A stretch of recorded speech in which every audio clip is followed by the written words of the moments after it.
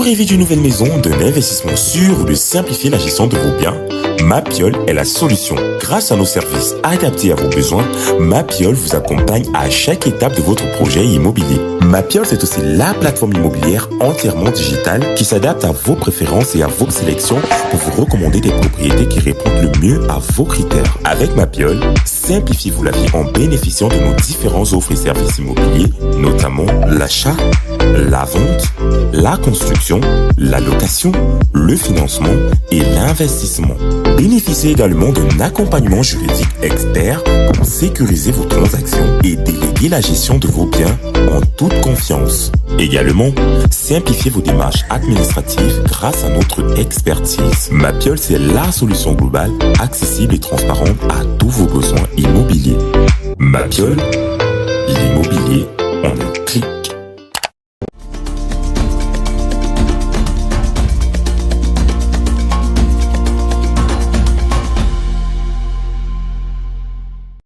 Mesdames et messieurs, bonjour et bienvenue dans cette édition de votre émission Autant le dire. Mon invitée cette semaine est Marie-Emmanuelle Pomerol.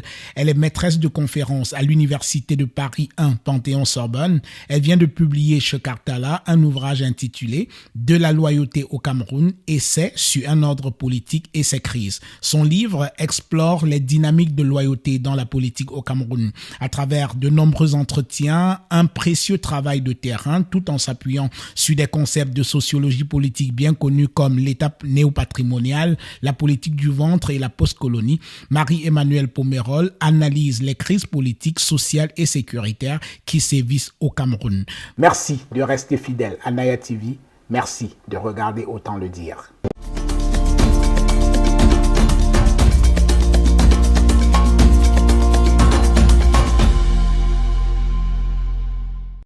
Marie-Emmanuelle Pomerol, bonjour. Bonjour. D'où vous est venue l'idée d'écrire ce livre sur la loyauté au Cameroun? Alors, ça fait un moment que je fréquente ce pays. J'y ai fait ma thèse au début des années 2000. Et je ne me retrouvais pas forcément dans les débats académiques qui existaient, même s'il y a une production très impressionnante et très sérieuse sur le Cameroun.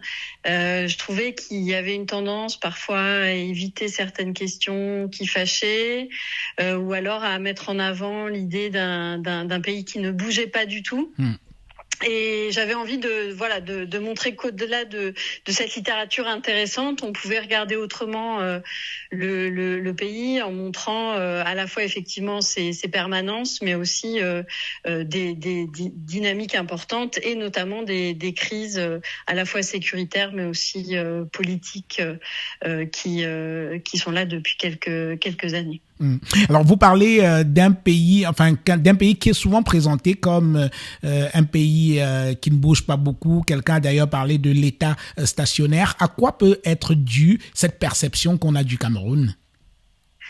Alors, je pense qu'il y a une perception très très matérielle, très visuelle, qui est liée au fait que, effectivement, en termes d'infrastructures, le pays n'a pas beaucoup bougé par rapport à d'autres capitales. Par exemple, Yaoundé, par rapport à Abidjan, par rapport à Nairobi, est une capitale qui a peu bougé depuis certaines années.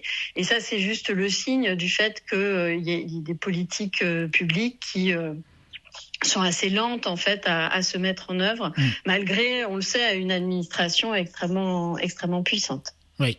Est-ce qu'on doit entendre par loyauté, telle que vous la concevez dans votre livre, une forme de servitude ou de soumission au pouvoir? Alors justement, j'ai pas voulu parler uniquement d'une forme de soumission, oui. Comme on pourrait l'avoir, par exemple, si vous vous souvenez dans le Bidung Challenge, ce challenge sur les réseaux sociaux qui avait eu lieu, il me semble, en 2016, oui. Où des internautes s'amusaient des courbettes que certaines élites pouvaient faire devant le chef d'État. Oui, lors de la cérémonie de présentation des vœux, oui. Voilà, c'est la saison. Mais c'est pas uniquement à ça que je me réfère à travers ce concept de loyauté.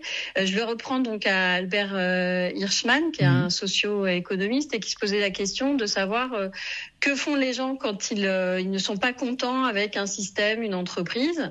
Donc il montrait qu'il y avait surtout, évidemment, on pouvait revendiquer, critiquer ouvertement, on pouvait aussi partir, ne plus consommer ou migrer par exemple, mais la majeure partie des gens finalement restent et font avec un système. Et donc c'est cette perspective-là qui m'intéressait dans la notion de la loyauté, c'est de voir comment est-ce que des Camerounais, des Camerounaises et plus largement des citoyens, citoyennes qui sont dans des système politique qui ne leur plaît pas forcément, comment est-ce qu'ils font pour s'adapter et jouer le jeu finalement des institutions. Vous utilisez dans votre livre pas mal de concepts de sociologie politique. Parlons par exemple de l'État néopatrimonial. Pouvez-vous expliquer ce concept et son importance dans votre analyse ? Alors, l'État néopatrimonial ou la politique du ventre sont des concepts qui ont été forgés justement à partir du Cameroun, et c'est pour ça que s'intéresser au Cameroun est vraiment important, parce que c'est un système politique, si vous voulez, qui a produit beaucoup de concepts. Donc l'un a été forgé par Jean-François Médard, il y a déjà plusieurs décennies, et l'autre par Jean-François Bayard. Jean-François Bayard, oui. Voilà, tous les deux mettent l'accent sur le fait que le système est dominé par des groupes d'élite, de dirigeants qui ont tendance à, une fois qu'ils sont au pouvoir, profiter à la fois du pouvoir, mais aussi des richesses qu'il peut procurer. C'est-à-dire que servir l'État, mais aussi se servir au passage, et notamment parce qu'il y a une économie de rente au Cameroun, rente pétrolière, rente agricole également. Et donc, ces positions de pouvoir permettent d'avoir aussi accès à des richesses matérielles, et c'est ce que veulent mettre en avant ces concepts de néopatrimonialisme et de politique du ventre. Oui. Alors, parmi les manifestations concrètes de la loyauté, vous citez les élections qui sont, dites-vous, Marie-Emmanuelle Pomerol, un simple moyen de légitimation des pouvoirs, et ce, depuis les années 50. Oui, alors les élections normalement sont un moyen de choisir évidemment ses dirigeants dans une société, dans une démocratie, voilà. Voilà. Mais ce système électoral, il est devenu un peu le système commun à l'ensemble des régimes, parce qu'il permet justement de montrer une forme de patte blanche démocratique. Ce soit d'ailleurs, c'était le cas sous la colonisation dans les années 50 jusqu'à aujourd'hui, et plus fortement depuis les années 90.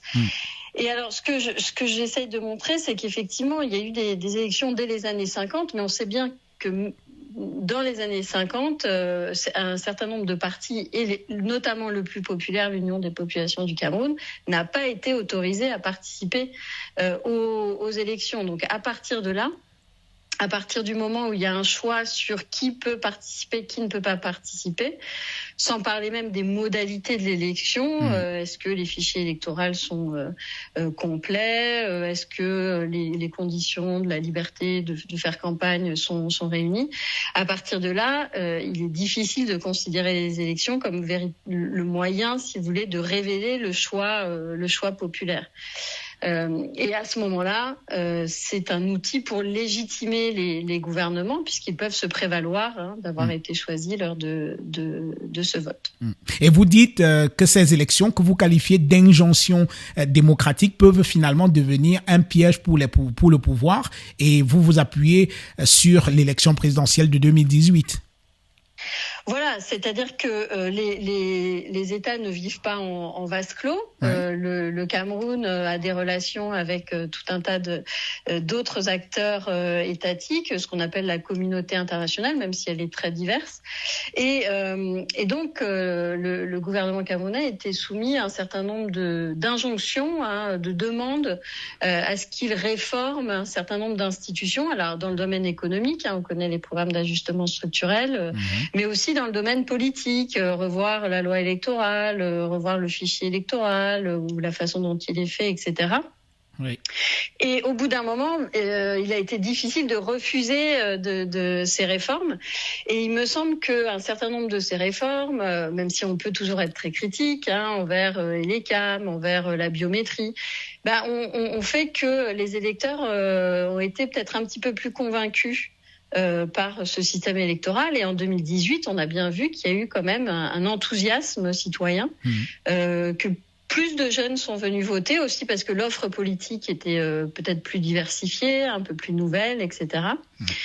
Et donc ce nouveau système électoral plus l'enthousiasme des citoyens, mais ça a fait que on a eu des résultats dont on ne connaît pas véritablement l'issue parce qu'on voit bien qu'ils ont été très contestés. Oui.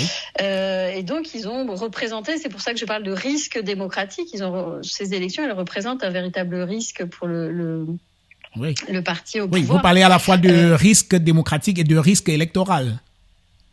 Voilà, c'est-à-dire que il me semble, même si je sais bien quand je dis ça que je donne un peu le bâton pour me faire battre par ceux qui sont les plus critiques du gouvernement, mais moi mon rôle c'est plutôt d'être une analyste que d'être on va dire un partisane dans ce débat. Et j'ai l'impression qu'effectivement quand les institutions changent, quand elles permettent aux gens de participer davantage, elles peuvent parfois avoir des résultats qui ne sont pas attendus.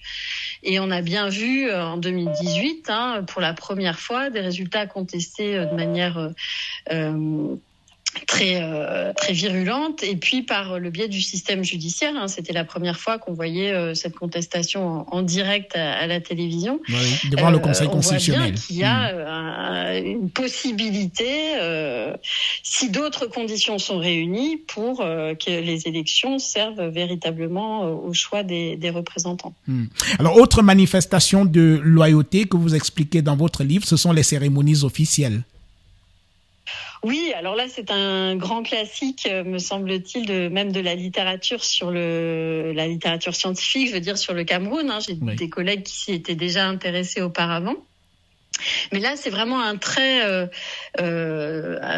commun depuis les années 60 de ce régime, avec l'idée que il faut une forme de performance de cette loyauté au pouvoir. Et on sait bien que régulièrement, au 1er mai, au 11 février, au 20 mai aussi. Au 20 mai, bien sûr, ces cérémonies. Et ce que j'essaye de montrer, c'est qu'effectivement, il y a un ordre un ordre rituel en fait lors de ces cérémonies, mais qu'elles peuvent servir aussi parfois de lieux dans lesquels, parce qu'on se rapproche du pouvoir dans les tribunes, on va émettre des critiques, on va s'amuser un peu de ces élites vieillissantes, on va parfois crier quelques paroles contestataires. Donc c'est aussi un lieu, ces cérémonies, où ce pouvoir va être désamorcé. Et c'est ce que montrait déjà très bien Achille Mbembe. À la fois, ce pouvoir, il est montré, performé, mais comme il fait se rencontrer des élites et des citoyens ordinaires, il peut aussi être perturbé.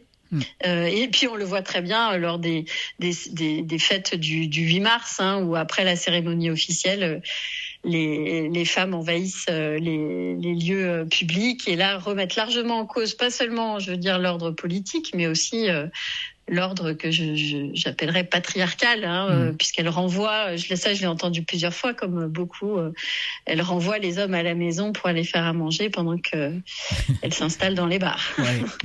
Alors, vous évoquez le cas des universitaires et vous utilisez une formule assez forte où vous parlez de, je vous cite, la capture des universitaires à la fois désirée et contrainte. Expliquez-nous ça. Oui, alors là encore, je dis des choses qui ont été déjà dites par des collègues auparavant, et puis même par un personnage important de l'espace public camerounais qui est Mongo Betty, qui parlait déjà de la fonctionnalisation des intellectuels dans les années 70. Absolument. Avec l'idée que, et je ne veux pas du tout pointer du doigt l'ensemble de mes collègues avec qui j'ai beaucoup de plaisir à travailler, à échanger, bien sûr. Et puis on est tous des fonctionnaires lorsqu'on est universitaire, en tout cas dans le système francophone. Mais ce que je voulais montrer par là, c'est que les positions universitaires s'accompagnent souvent de ce qu'on appelle les nominations, oui.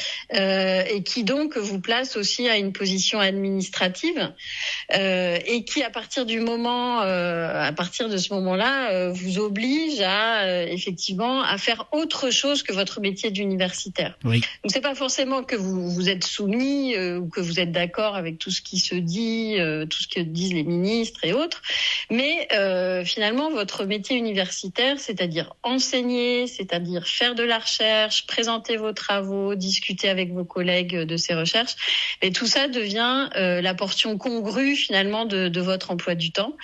Et ça, c'est assez douloureusement vécu par les collègues.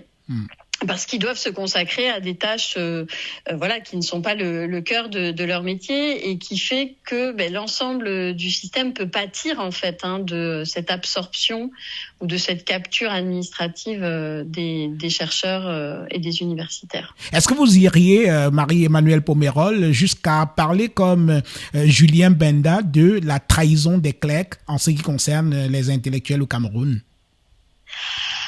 Alors, le nombre d'intellectuels ou d'universitaires, plus précisément, est tellement important qu'il me semble difficile de généraliser et de dire qu'il y aurait une trahison générale des universitaires.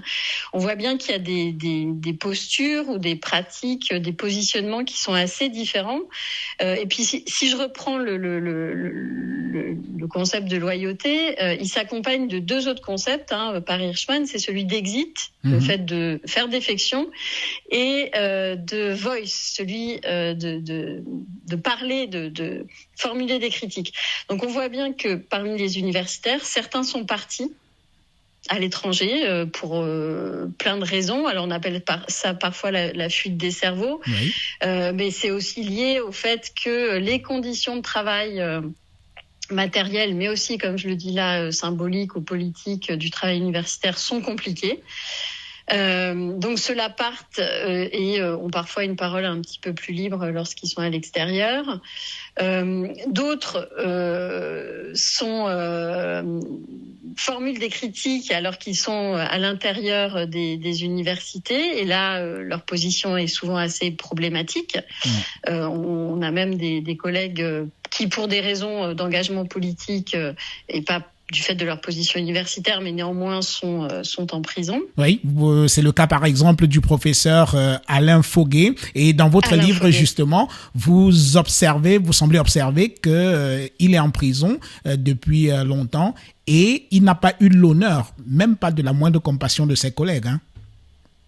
Alors, vous dites que je parle de lui, je ne nomme pas directement, je ne voulais pas prendre parti, mais effectivement... Oui. J'ai cru voir son nom entre les lignes. Oui. Effectivement, il me semble que on a assez peu parlé de son cas. Dans l'espace public. Alors je suis pas au courant évidemment de tout ce qui se dit dans les espaces universitaires, loin de moi l'idée de penser que rien n'a été fait, mais effectivement publiquement il me semble qu'on dit peu de choses, et j'y suis sensible aussi à titre personnel, on va dire, puisque c'est un collègue de la même discipline que la mienne, la science politique. La science politique. Voilà, tout à fait. Mais plus généralement, je pense que les collègues évidemment font, parce que j'essaye d'expliquer, c'est-à-dire font avec des contraintes qui sont imposées, donc des positions administratives qu'ils gèrent selon leurs propres capacités, compétences, et puis effectivement parfois une contrainte dans la liberté d'expression. Mais voilà, je ne parlerai pas du tout de trahison parce que quand on regarde la production scientifique des universitaires camerounais, elle est absolument remarquable.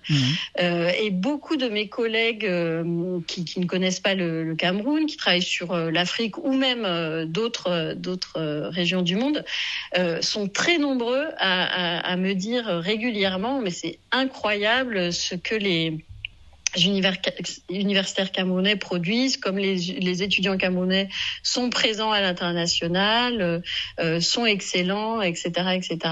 Donc voilà, malgré ces contraintes, continue à se développer un savoir assez prolifique en sciences sociales et puis bien sûr dans les autres sciences au Cameroun. Sauf que justement, l'opinion au Cameroun est souvent choquée par l'attitude de ces intellectuels et universitaires camerounais qui sont très vocaux lorsqu'il s'agit de parler d'autres pays, d'analyser la situation dans d'autres pays, la Côte d'Ivoire, le Gabon à côté, mais étonnamment silencieux lorsqu'il s'agit de parler de leur propre pays, dont la situation est beaucoup plus critique que celle qu'on voit ailleurs, hein. Oui, je comprends. Alors, je pense que là, il y a deux choses. Effectivement, il y a parfois, en tout cas pour ce qui est des sciences sociales, qui sont évidemment les plus celles qui sont les plus attaquées dans ce cas-là. Parfois, il y a une volonté d'évitement des sujets les plus sensibles. Et effectivement, on va parler de relations internationales ou on va parler d'autres cas. En Afrique, bon, en même temps, on peut comprendre, étant donné la façon dont l'espace public ou l'espace de la liberté d'expression se restreint, en tout cas en ce qui concerne d'autres professions intellectuelles, journalistes par exemple, on comprend que les universitaires aient quelques préventions à trop s'engager. Mais je pense qu'il y a un autre problème, c'est que il me semble, même si je suis pas spécialiste de l'espace médiatique camerounais, mais on y trouve beaucoup de personnes qui se présentent comme universitaires et qui ne le sont pas vraiment. C'est-à-dire qu'ils ne sont pas vraiment au sens statutaire. Et c'est vrai que, alors peut-être que là je suis très corporatiste, mais ce que nous on appelle universitaire, c'est quelqu'un qui a un doctorat, qui a une position, qui fait des recherches, qui va sur le terrain et qui parle de ce qu'il a vu, ce qu'il a collecté, etc. Et c'est pas quelqu'un qui va parler de tout et n'importe quoi parce qu'il a un titre. Or, il me semble qu'il y a parfois cette confusion, mais on la trouve dans tous les espaces médiatiques. En France, c'est la même chose, parce que aussi les universitaires ont des réticences à parler de ce qu'ils ne connaissent pas. Ils préfèrent toujours, voilà.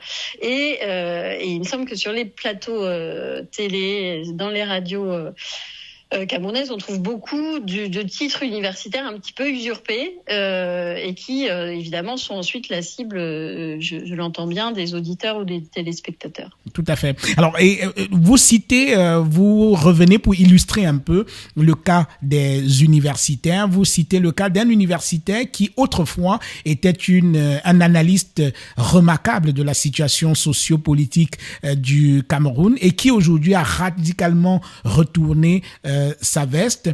Comment on explique ou alors comment est-ce que vous avez pu expliquer cette manière de faire?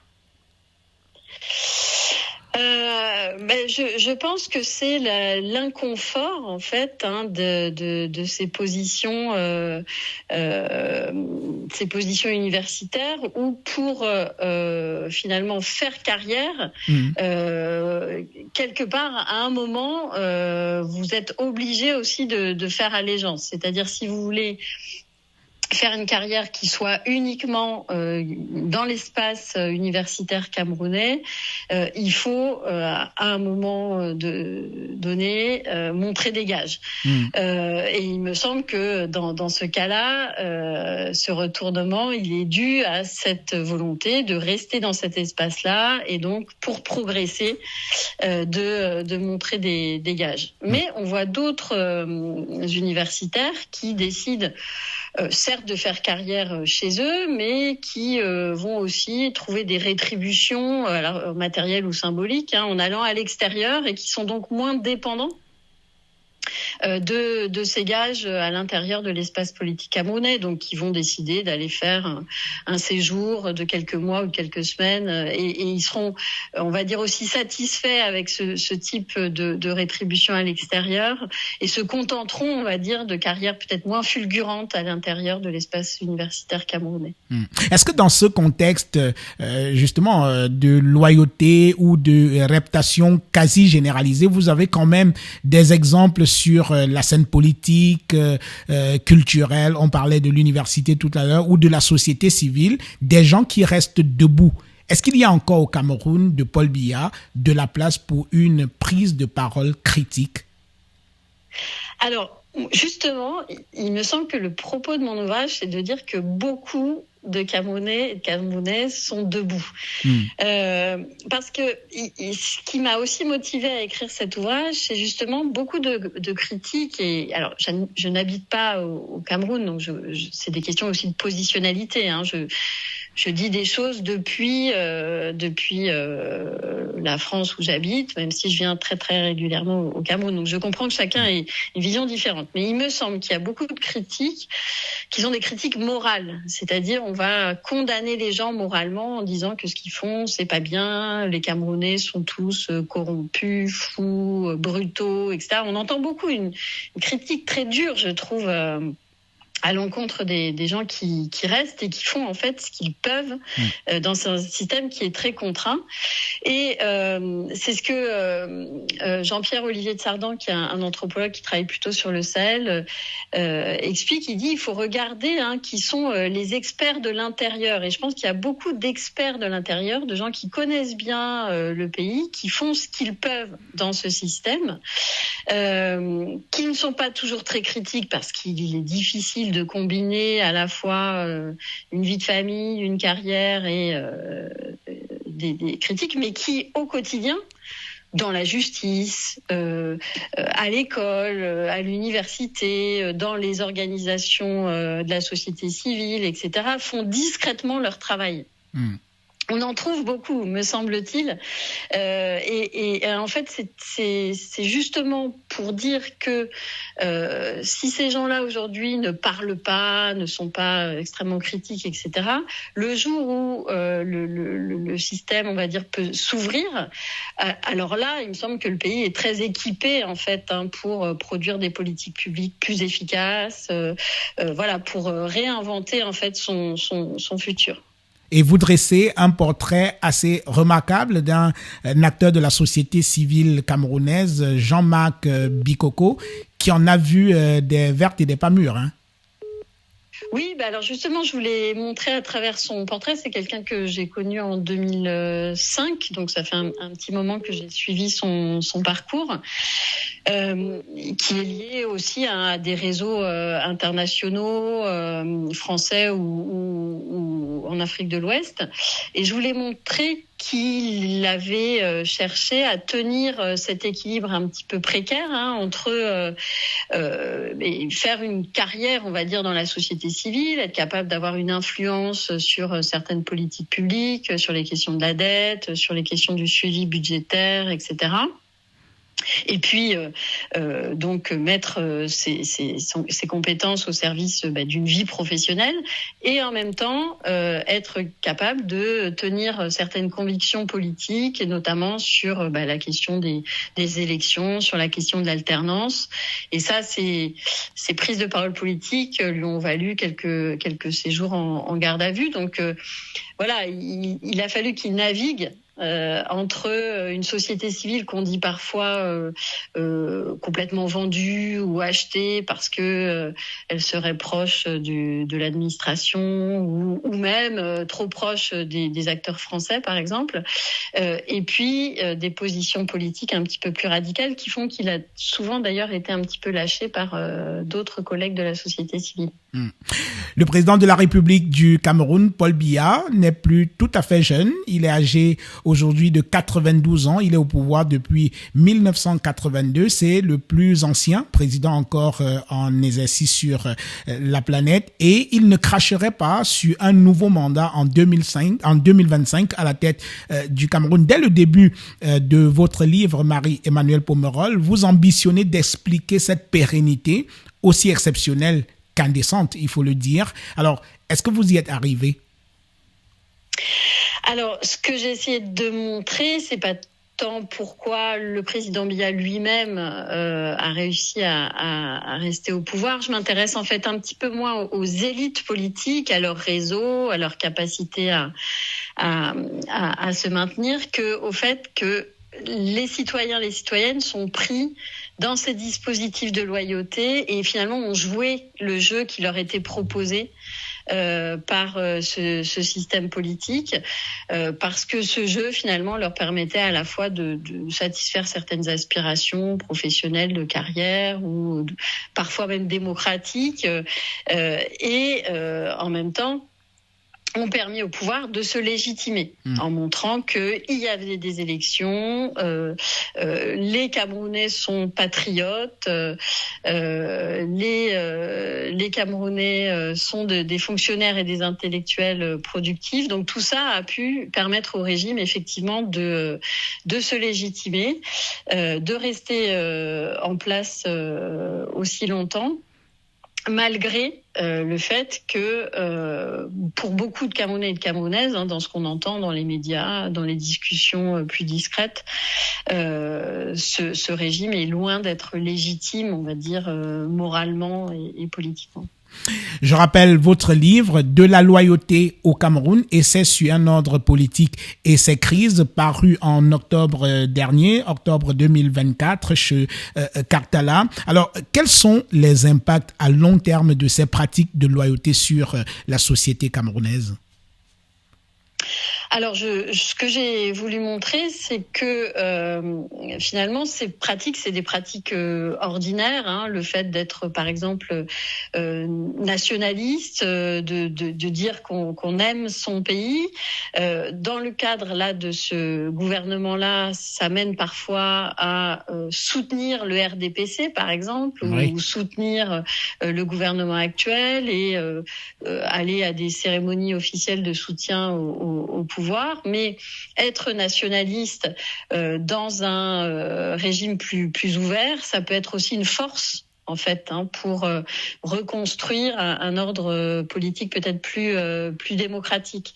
Donc je pense que ces pratiques de loyauté, c'est des pratiques qui peuvent être aussi bien comme ici, au service d'un régime qui tient un petit peu trop longtemps, qu'au service d'aspirations et d'un futur plus ouvert. Oui, c'est-à-dire que les concepts peuvent parfois être pervertis au service du pouvoir, non ? Oui, c'est-à-dire que en fait toutes les pratiques sociales ou les pratiques politiques sont réversibles. Voilà.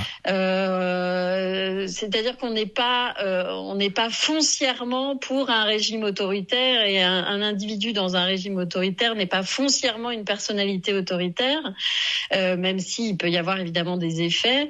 Mais vouloir travailler, vouloir faire la fête, vouloir recouvrer une forme de souveraineté aussi, puisqu'il y a beaucoup de questions de souveraineté dans l'ouvrage.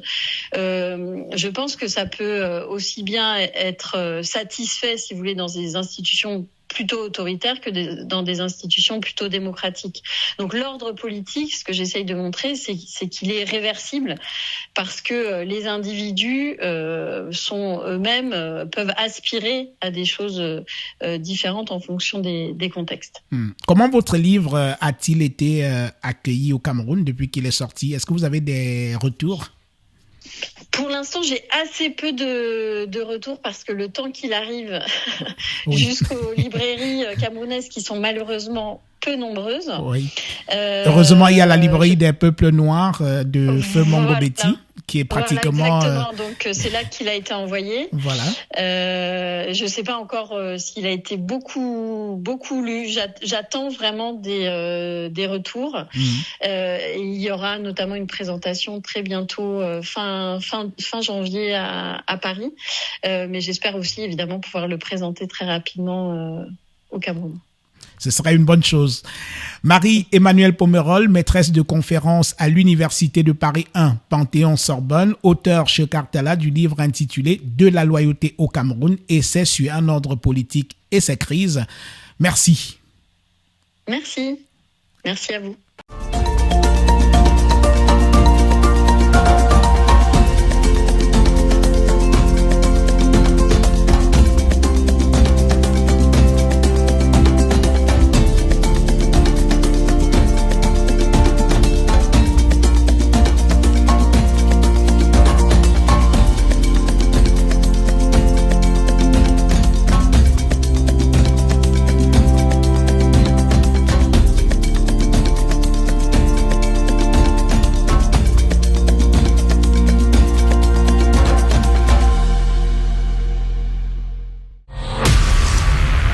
Vous rêvez d'une nouvelle maison, d'un investissement sûr ou de simplifier la gestion de vos biens? Mapiol est la solution. Grâce à nos services adaptés à vos besoins, Mapiol vous accompagne à chaque étape de votre projet immobilier. Mapiol, c'est aussi la plateforme immobilière entièrement digitale qui s'adapte à vos préférences et à vos sélections pour vous recommander des propriétés qui répondent le mieux à vos critères. Avec Mapiol, simplifiez-vous la vie en bénéficiant de nos différentes offres et services immobiliers, notamment l'achat, la vente, la construction, la location, le financement et l'investissement. Bénéficiez également d'un accompagnement juridique expert pour sécuriser vos transactions et déléguer la gestion de vos biens en toute confiance. Également, simplifiez vos démarches administratives grâce à notre expertise. Mapiol, c'est la solution globale, accessible et transparente à tous vos besoins immobiliers. Mapiol, l'immobilier en un clic. Nous avons pensé. Pour mieux répondre à vos attentes, nous avons rehaussé le standing.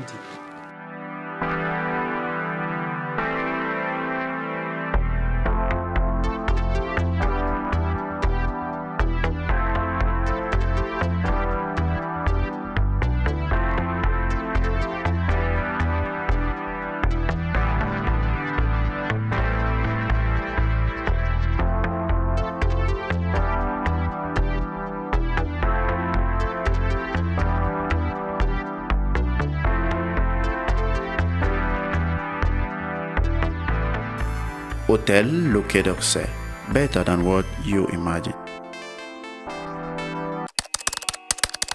Au cours des 20 dernières années, le développement de l'Internet mobile a révolutionné notre façon de consommer la musique. Si en 2002, le CD représentait 90% des revenus du marché musical, aujourd'hui, le streaming, c'est 2/3 des revenus engrangés.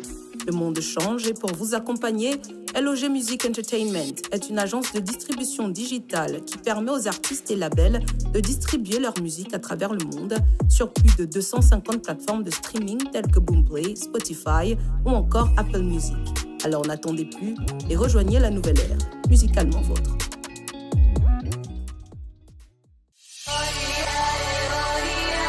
Hôtel Noubou International. Situé à quelques minutes de l'aéroport international de Douala, l'hôtel Noubou International est un complexe de 2 hôtels au standing situés dans les quartiers d'affaires de la ville de Douala. Noubou International Hôtel de Bonapriso et Ngodi Aqua vous offre l'assurance de passer des moments inoubliables dans ses suites luxueuses et confortables. Ses chambres calmes et élégantes, ses prestigieuses salles de conférences et de banquets avec une vue imprenable sur la ville, une salle de remise en forme équipée du matériel de technologie récente, des espaces navs et restaurants avec des menus variés et un large choix des cocktails disponibles pour vous permettre de passer des moments uniques. Bénéficiez d'une connexion internet rapide et gratuite ainsi que d'une navette aéroport disponible 24h sur 24. Noubou International Hotel s'impose par son style contemporain et sa touche particulière pour répondre aux besoins de la plus exigeante des clientèles. N'hésitez plus, faites confiance au groupe Noubou International Hotel. Pour plus d'informations, visitez notre site www.noubouinternationalhotel.com ou contactez-nous au 233 42 03 31. Noubou International Hotel. A touch of class.